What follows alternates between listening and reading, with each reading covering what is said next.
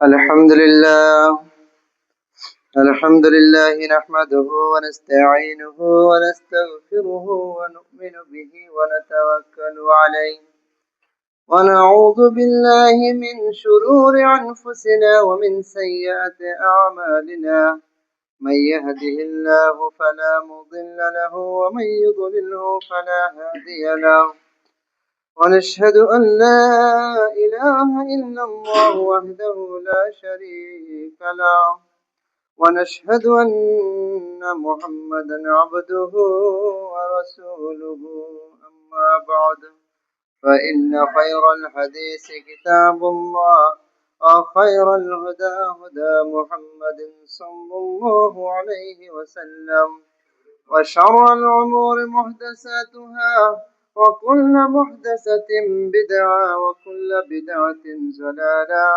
وكل ضلالة في النار. أعوذ بالله من الشيطان الرجيم. بسم الله الرحمن الرحيم.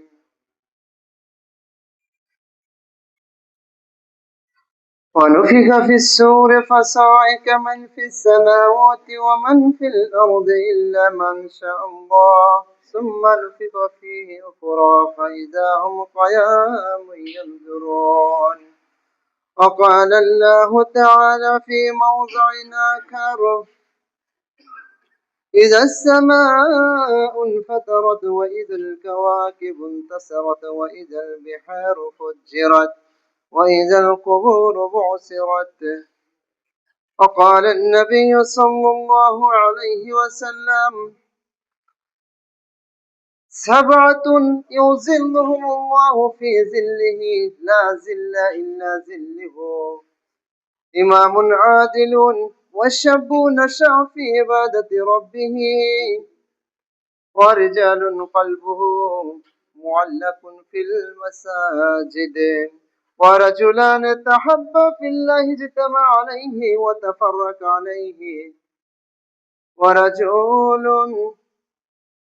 طلبته امرأة ذات منصب أو جمال قال إني أخاف الله ورجل إلى آخر الحديث رواه مسلم. আলহামদুলিল্লাহ আলহামদুলিল্লাহ সমস্ত প্রশংসা আরাধনা সিফাত সেই মহান আল্লাহ রাব্বুল আলামিনের জন্যই, যে মহান আল্লাহ রাব্বুল আলামিন আজকে আমাদেরকে একত্রিত করেছেন। আল্লাহ রাব্বুল আলামিনের কালাম পাক, তেনার কথা এবং রাসূলুল্লাহ সাল্লাল্লাহু আলাইহি সাল্লামের আদেশ ও নিষেধ শোনার ও মানার জন্য তৌফিক ইনায়েত ফরমায়েছেন। সেই আল্লাহ রাব্বুল আলামিনের প্রশংসা আমরা আদায় করি, সবাই বলি আলহামদুলিল্লাহি রাব্বিল আলামিন। অতঃপর আমাদের প্রিয় নবী হযরত মুহাম্মদ সাল্লাল্লাহু আলাইহি ওয়াসাল্লাম, যিনি হচ্ছেন নবীদের নবী এবং রাসূলের রাসূল, সমস্ত মখলুকাতের যে নবী ও রাসূল, বিশ্বজাহান যত যাহা কিছু আল্লাহ রাব্বুল আলামিন সৃষ্টি করিয়াছেন, যাকে শ্রেষ্ঠত্ব মর্যাদা দেওয়া হয়েছে, সেই নবীর উম্মত হতে পেরেছি আমরা। এর থেকে সৌভাগ্যবান উম্মত আর পৃথিবীতে নেই। আমাদের মতো সৌভাগ্যবান উম্মত আল্লাহ রাব্বুল আলামিন আমাদেরকে সেই নবীর উম্মত বানিয়েছেন। সবাই আমরা তেনার প্রতি আমাদের অন্তরের গভীর থেকে দরুদ ও সালাম বর্ষিত করি, সবাই বলি সাল্লাল্লাহু আলাইহি ওয়াসাল্লাম। সম্মানিত উপস্থিতি, মুরব্বিয়ান নিজাম, সমবয়সী ভাই ও বন্ধু সকল, ছোট ছোট ইসলাম দরদি নাবালক শিশুগণ এবং পর্দার আড়ালে থাকা মা ও বোনেরা, আল্লাহ রাব্বুল আলামিন কালাম পাকে ঘোষণা করতেছেন: ওয়ানুফিকা ফিস সূরি ফাসাইকা মান ফিস সামাওয়াতি ওয়া মান ফিল আরদ। যখন সিংহায় ফুঁক দেওয়া হবে, যখন সেই বাঁশুরিতে ফুঁক দেওয়া হবে, যে সিংহার দায়িত্বে হযরতে ইসরাফিল আলাইহিস সালাম রয়েছে, যে শুধু একটি অপেক্ষায় রয়েছে, সেটা হলো আল্লাহ রাব্বুল আলামিনের আদেশ, যেটা হবে যে তুমি সিংহায় ফুঁক দিয়ে দাও, তখনই মিলি সেকেন্ড মাইক্রো সেকেন্ডও দেরি লাগবে না তেনার কর্মতে বাস্তবায়িত করার জন্য। তেনাকে বানানো হয়েছে শুধু সিংহা মুখে নিয়ে থাকার জন্য এবং সিংহায় ফুঁক দেওয়ার জন্য। আল্লাহ রাব্বুল আলামিন বলতেছে তাই কোরআন মাজিদে, যখন ইসরাফিল আলাইহিস সালাম সিংহায় ফুঁক দিবেন, মান ফিস সামাওয়াতি ওয়া মান ফিল আরদ, যাহা কিছু আসমান এবং জমিনে রয়েছে সমস্ত কিছুই ধ্বংস হয়ে যাবে, কিছুই বাকি থাকবে না। কিন্তু ইল্লা মান শাআল্লাহ, কিন্তু আল্লাহ রাব্বুল আলামিন যাকে চাইবেন তাকে সেই মহাপ্রলয়ে বাঁচিয়ে রাখতে পারেন। এটা বলছে আল্লাহ রাব্বুল আলামিনের ইচ্ছা। তাই আল্লাহ রাব্বুল আলামিন কোরআন মাজিদে বলতেছেন, আল্লাহ রাব্বুল আলামিন তাই বলতেছেন, সুম্মা নুফিখা ফিহি উখরা, যখন দ্বিতীয়বার আবার ফুঁক দেওয়া হবে।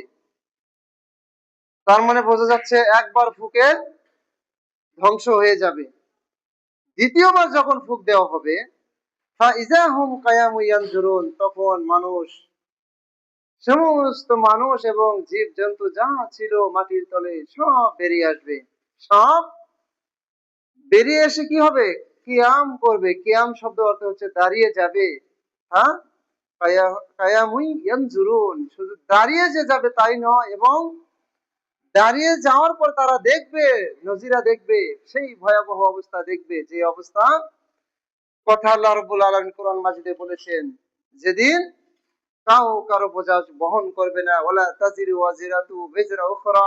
আল্লাহ বলেন যেদিন কেউ কারো বোঝা বহন করবে না, কারো দায়িত্ব কেউ নিবে না। সে হতে পারে আমার স্ত্রী, সে হতে পারে আমার সন্তান, আমার আদরের ছেলে সন্তান, স্ত্রী এবং আমার বাবা মা, যেই হোক না কেন, কেউ কারো দায়িত্ব নেবে না, শুধু নিজেকে নিয়ে ব্যস্ত থাকবে। আমি আপনাদের সম্মুখে এই বিষয়ে প্রসঙ্গে কিছু কথা বলেছিলাম, যেটা কবর নিয়ে ছিল, যে কবরের মাঝে যে আযাবগুলি হবে, যে ভয়াবহতার প্রথম স্তর হবে কবর। মৃত্যুর পর প্রথম স্তর হবে আমাদের কবর, তারপরে আসবে সেই কিয়ামত এবং ইয়াউমুল আখির, যেটা বলা হয় আখিরাতের দিন, যেটা আসবে সম্মুখে আমাদের, সেটা হবে দ্বিতীয় স্তর, দ্বিতীয় পর্যায়। সেই ভয়াবহতার কথা আজকে ইনশাআল্লাহ আপনাদের সম্মুখে কিছু আলোচনা করব।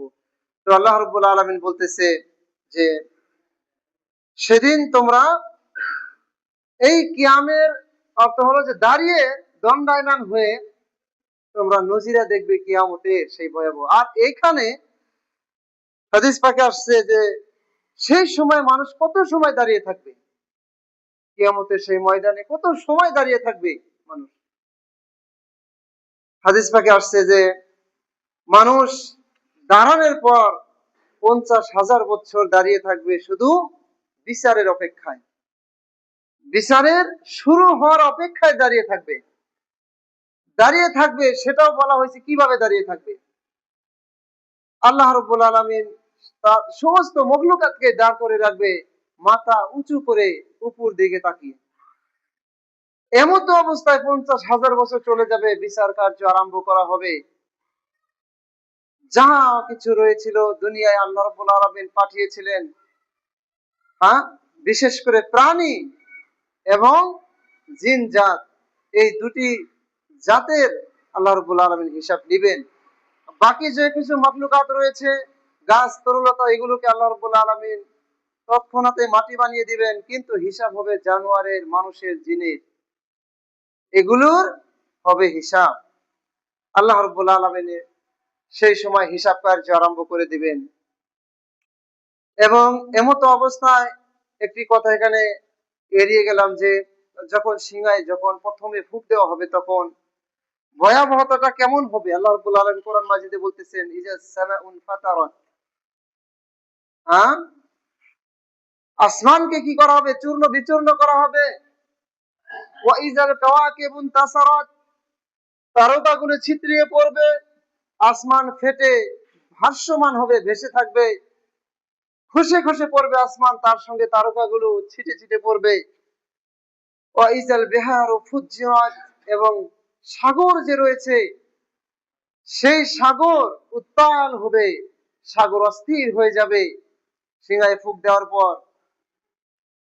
শুধু তাই নয়, ওয়াইজাল কাওয়াকিবু ইনতাসারাত ওয়াইজাল বিহারু ফুজ্জিরাত ওয়াইজাল কুবুর বুসিরাত, এবং কবরে যা কিছু রয়েছে সবকিছুই তারা তখন কি হবে, উঠে আসবে, নিচে থেকে উপরে উঠে আসবে, যেটা সূরা জিলজিলায় বলা হয়েছে ইজা জুলজিলাতিল আরজু জিলজালাহা, মাটিকে রেজা রেজা করে দেওয়া হবে, জাররা জাররা করে দেওয়া হবে, মাটি এমন করে দেওয়া হবে ঝুরঝুরা হয়ে যাবে মাটি। হ্যাঁ, ইজা জুলজিলাতিল আরজু জিলজালাহা ওয়া আখরাজাতিল আরজু আসকালাহা, এখানে আল্লাহ বলতেছেন জমিনে যা ধন দৌলত, সোনা চাঁদি গয়না যা কিছু আছে সব জমিনে উঠিয়ে দিবে, বের করে দিবে। হ্যাঁ, অকাল আল ইনসানু মা লা, এবং মানুষ বলবে জমিনের আবার কি হলো, জমিন কেন সবকিছু বের করে দিচ্ছে। এখানে সবকিছু বলে যে মাটির ভিতরে মানুষকে নিয়ে, প্রাণীকে নিয়ে, তার সাথে যত সোনা চাঁদি গয়না যা কিছু রয়েছে সব মাটি সেই সময় বাহির করে দেবে। মানুষ হতবাক হয়ে বলবে জমিনে কি হলো, জমিনে কেন এরকম করতেছে। সেই সময় যারা থাকবে উপস্থিত তারা এগুলো দেখবে, প্রত্যক্ষ করবে। হ্যাঁ, এগুলো তারা সেই সময় প্রত্যক্ষ করবে, তারপরেই সেনা ধ্বংসলীলা আরম্ভ হয়ে যাবে। অকাল আল ইনসানু মা লা ইয়াউমিযিন তুহাদ্দিসু আখবারাহা, সেদিন জমিনে কথা বলে দিবে, জমিনে বলে দিবে। এটা সেই আগ মুহূর্তে হবে, ধ্বংসর ঠিক আগ মুহূর্তে জমিনে সইতে না পেরে বলে দিবে যে তোমরা কি করেছো। জমিনে কথা বলবে, আখবারাহা, খবর দিয়ে দিবে, আল্লাহকে বলে দিবে আমার উপর থেকে, হে আল্লাহ তোমার জমিনের উপর থেকে এরা কি করেছে। কারোর সাথে লড়াই করছেন, হিংসা করছেন, বিবাদ করছেন, টাকা পয়সা নিয়ে মেরে দিচ্ছেন, অনেক কথা, অনেক অন্তরের কথা, এগুলো যে আপনি পোষণ করতেছেন সব জমিনে বলে দিবে। শুধু তাই নয়, আমি এক জুমায় বলেছিলাম যে শুধু তাই নয়, জমিনে যে বলবে তার আপনার আঙ্গুলে বলবে, আপনার প্রত্যেকটা অঙ্গে কথা বলবে, এটাও সেই সময় সাক্ষী দিয়ে দিবে আপনি কোন অঙ্গের দ্বারা কি করেছেন, চক্ষুর দ্বারা আপনি কি দেখেছেন, হাতের দ্বারা আপনি কি করেছেন, পায়ের দ্বারা আমি আপনারা কি করেছি, সব এই অঙ্গে বলে দিবে। বলছিলাম সম্মানিত উপস্থিতি, আমরা এদিক দিকে এগুলো কথা স্মরণ করে আমরা আল্লাহকে ভয় করি যে আমার কিছুই গোপন থাকবে না সেদিন। আজকে আমি যে কথা গোপন করছি, আজকে যে কাজ আমি গোপনে করছি, সে কাজ সেদিন আর গোপন থাকবে না। সেদিন কয়জন লোকের সম্মুখে বলা হবে, সমগ্র পৃথিবীর যত মাখলুকাত রয়েছে, হ্যাঁ, জিন ইনসান রয়েছে, সবার সম্মুখে আপনার হিসাব প্রকাশ হয়ে যাবে। অমুক নামের ব্যক্তি, অমুকের ছেলে, অমুকের হিসাব এরকম হয়েছে, তার আমল নামা বাম হাতে পড়েছে কিংবা তার আমল নামা ডান হাতে পড়েছে, সবাই জেনে যাবে, কেউ বাকি থাকবে না। বলছিলাম সম্মানিত মুরব্বিয়ান ইকরাম, এই কথা স্মরণ করে অন্তর কেঁপে এমন ভাবে ওঠে যে হায়, না জানি আমার হিসাব কি হবে, আমার আমল নামা কোন হাতে এসে পড়বে, আমি হিসাব দিতে পারবো কিনা। আল্লাহ রাব্বুল আলামিন সূরা বনী ইসরাঈলে বলতেছেন ইকরা কিতাবাকা, আজকে তুমি তোমার কিতাব পড়ো, কাফা বিনাফসিকা আল-ইয়াওমা আলাইকা হাসিবা, তুমি হিসাব দেওয়ার জন্য তোমার নফসের উপর তুমি আজকে যথেষ্ট, অন্য কারো সহায় লাগবে না, অন্য কারো হিসাব বলে দেওয়ার জন্য সহযোগিতা লাগবে না, বলা লাগবে না, আপনার মুখ দিয়ে এমনিতে বের হয়ে যাবে, মুখ দিয়ে বের হবে না, হাতে বলে দিবে, হাত দিয়ে বলবে না, পায়ে বলে দিবে, চোখে বলে দিবে, অর্থাৎ আপনার হিসাব নেওয়াই হবে। 60 বছর 70 বছর জিন্দেগি, 20 বছর জিন্দেগি যা দুনিয়াকে কাটিয়েছেন, নামাজ ফরজের পর থেকে নিয়ে যা কিছু করেছেন সব হিসাব আপনাকে আমাকে দিতে হবে। এমন কি আল্লাহ রাব্বুল আলামিন বলেন যে সূরা জিলজিলার মধ্যে বলতেছেন وقال الإنسان ما لها يومئذ تحدث أخبارها بأن ربك أوحى لها يومئذ يصدر الناس أشتاتا ليروا أعمالهم, হ্যাঁ, সেদিন মানুষের আমলকে বলে দিবে জমিনে, ফামান ইয়ামাল মিসকালা যাররাতিন খায়রা ইয়ারা, যদি কোনো মানুষ একটি জাররা পরিমাণ, সরিষার দানার থেকে একটি ছোট দানা জাররা, হ্যাঁ, সেই জাররা পরিমাণ যদি আপনি ভালো কাজ করে থাকেন, ফামান ইয়ামাল মিসকালা যাররাতিন খায়রা ইয়ারা, যদি ভালো কাজ করে থাকেন সেটাও আপনি সেদিন দেখবেন, আপনার আমল নামায় সেটাও আপনি দেখতে পাবেন, আমি এই কাজটি ভালো করেছিলাম, আমি নিয়ত করেছিলাম ভালো কাজে, করি নাই, সেটাও আপনি সওয়াব সেখানে দেখবেন যে আমি এই ভালো কাজটি করার জন্য আমি নিয়ত করেছিলাম। আমি মসজিদে একটি ইটার দাম দেওয়ার জন্য আমি নিয়ত করেছিলাম, এই যে ভালো নিয়তের বদলতে যে আপনি সওয়াব সেটাও দেখবেন। এমন কি ওমাই ইয়ামাল মিসকালা যাররাতিন খায়রান ইয়ারা ফামাই ইয়ামাল মিসকালা যাররাতিন শাররান ইয়ারা। এমনকি আপনি একটি খারাপ কাজও যদি করেন, যারা পরিমাণ খারাপ কাজ এমন ভাবে করেছেন যে আপনার অন্তরে অন্তরে করেছেন, অন্তরে অন্তর দিয়ে আপনি একটি বেগানা মহিলার দিকে আপনি দেখেছেন, চোখের দ্বারা আপনি দেখেছেন, যে চোখ দিকে দেখে, যেটা দেখে আমার অন্তর সেখানে বেকাবু হয়ে গিয়েছিল, আমার মনে খারাপ কিছু চিন্তা এসেছিল, সেখান থেকে আমি তওবা করি নাই, আমি সেখান থেকে তওবা না পড়ে আমি সেভাবেই মারা গিয়েছি, সেই আমল নামায় বদ আমল, সেটা খারাপ আমল, আপনি সেটাও দেখবেন। নাউজুবিল্লাহ। তাহলে কোথায় আপনি ছাড় পাবেন, কিভাবে আপনি ছাড় পাবেন? বলছিলাম সম্মানিত উপস্থিতি, আপনি বলছেন যে এটি ছোট্ট একটি কথা, এটা না বললেই বা কি হয়, তার কাছে ক্ষমা না নিলেই বা কি হবে, এটাও কিন্তু আপনাকে ছাড় দেওয়া হবে না। কারণ আল্লাহ হচ্ছে সব থেকে ইনসাফ করেনেওয়ালা, আল্লাহ কারোর সাথে না ইনসাফি করবে না, কারোর সাথে আল্লাহ না ইনসাফি করবে না। এমন কি আল্লাহ রাব্বুল আলামিন দুটি গরু এবং দুটি বকরির মাঝে যে লড়াই হয়েছিল, দুনিয়ায় যদি একটি বকরি আর একটি বকরিরে গুতা দিয়ে তাকে আঘাত দিয়েছিল, কিয়ামতের দিন সেই দ্বিতীয় বকরি, সেই যে গুতা দিয়েছিল তাকে, জুলুম করেনেওয়ালাকে এক গুতা দিয়ে শোধ দিয়ে সেটা সেখানে হিসাব মিটিয়ে দিবে, সেখানেই হিসাব বরাবর করে দিবে। দুনিয়ায় তো পারছিল না, সে অন্যায়ভাবে তাকে গুতা দিয়েছিল, অন্যায়ভাবে আঘাত করেছিল, অন্যায়ভাবে শিংটা ভেঙে দিয়েছিল, তাকে তার হিসাবও ছাড়া হবে না। তাহলে আমরা তো ইনসান জাত, যার হিসাব নেওয়া হবে। আল্লাহ বারবার বলেছেন, হ্যাঁ, ওমা খালাকতুল জিন্না ওয়াল ইনসা ইল্লা লিয়াবুদুন, আমি জিন ইনসানকে সৃষ্টি করি নাই, যদি করেছি আমার ইবাদতের জন্য। আল্লাহ তো চাইছেন আমার ইবাদত করো, আল্লাহ বারবার ডাকতেছেন আমার ইবাদত করো। আল্লাহ বলতেছেন ওয়ামুর আহলাকা বিসসালাতি ওয়াসতাবির আলাইহা, তোমার আহলে পরিবারকে হুকুম করো নামাজের জন্য, ইবাদতের জন্য হুকুম করো তুমি, এবং তুমিও নিজেও নামাজ পড়ো, আঁকড়িয়ে ধরো, শক্ত করে মজবুত করে ধরো। তাহলে এটা তো আল্লাহ রাব্বুল আলামিন আমাদেরকে হুকুম করতেছেন, কিন্তু গাভীকে, বকরিকে এদেরকে হুকুম করে নাই, তথাপিও তাদের হিসাব নেওয়া হবে। আমরা কিভাবে পার পেয়ে যাব? আল্লাহ রাব্বুল আলামিন আমাদেরকে বোঝার তৌফিক দান করুন, আল্লাহুম্মা আমিন। বলছিলাম রাসূলুল্লাহ সাল্লাল্লাহু আলাইহি সাল্লাম সেই ভয়াবহ অবস্থা থেকে পরিত্রাণ প্রাপ্য হওয়ার জন্য, পরিত্রাণ পাওয়ার জন্য কয়েকটি উপায় বলে গিয়েছেন, কয়েকটি উপায় বলে গিয়েছেন। উপায়গুলো যদি আমরা মেনে চলি, তাহলে নিশ্চয় আমরা সেদিন পরিত্রাণ প্রাপ্য হব, আমরা নিশ্চয় সেই ভয়াবহ অবস্থা থেকে আমরা বেঁচে থাকবো।